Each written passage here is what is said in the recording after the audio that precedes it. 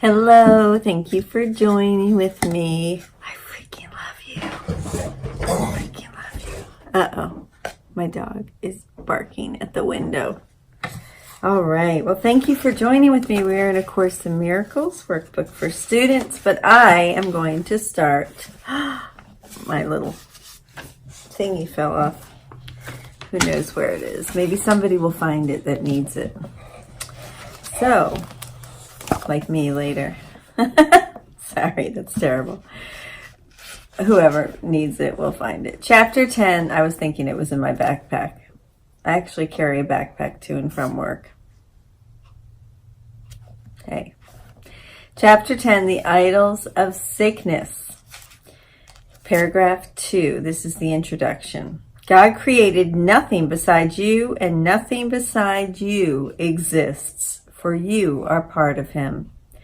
What except him can exist? Nothing beyond him can blah, blah.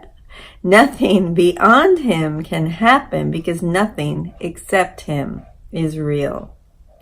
Your creations add to him as you do, but nothing is added that is different because everything has always been.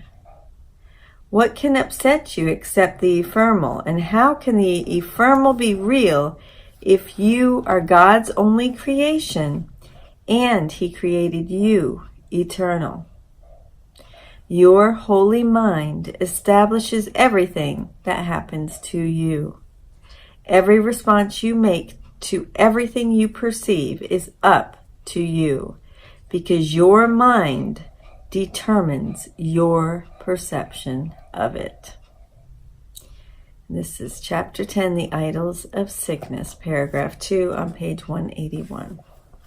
All right, and today we are on Lesson 48.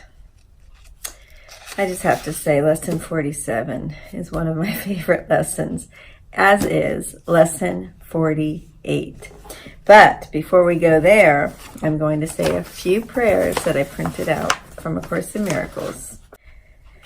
Father, you stand before me and behind and beside me, in the place I see myself and everywhere I go. You are in all the things I look upon, the sounds I hear, in every hand that reaches for my own. In you, time disappears and place becomes a meaningless belief. For what surrounds your Son and keeps him safe is love itself.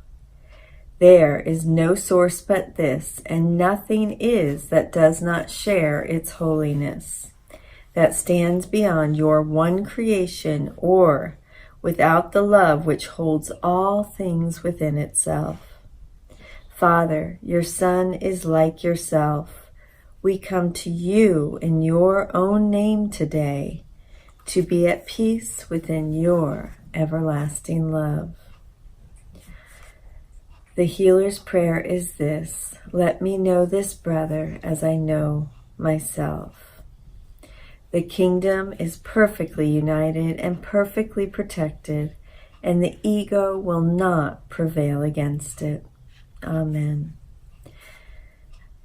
I'm grateful that we are joined here together, and now I will read Lesson 48. There is nothing to fear. The idea for today simply states a fact. It is not a fact to those who believe in illusions, but illusions are not facts. In truth, there is nothing to fear, no thing to fear. It is very easy to recognize this, but it is very difficult to recognize it for those who want illusions to be true. Today's practice periods will be very short, very simple, and very frequent. Merely repeat the idea as often as possible. You can use it with your eyes open at any time and in any situation. It is strongly recommended, however, that you take a minute or so whenever possible to close your eyes and repeat the idea slowly to yourself several times. It is particularly important that you use the idea immediately should anything disturb your peace of mind. The presence of fear is a sure sign that you are trusting in your own strength.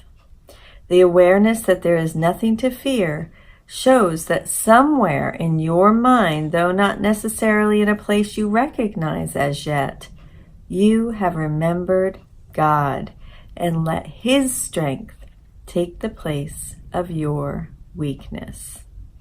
The instant you are willing to do this, there is indeed nothing to fear. There is no thing to fear. There is nothing to fear. I love you. Thank you so much for joining with me today, and have a most beautiful day. And remember, there is nothing to fear.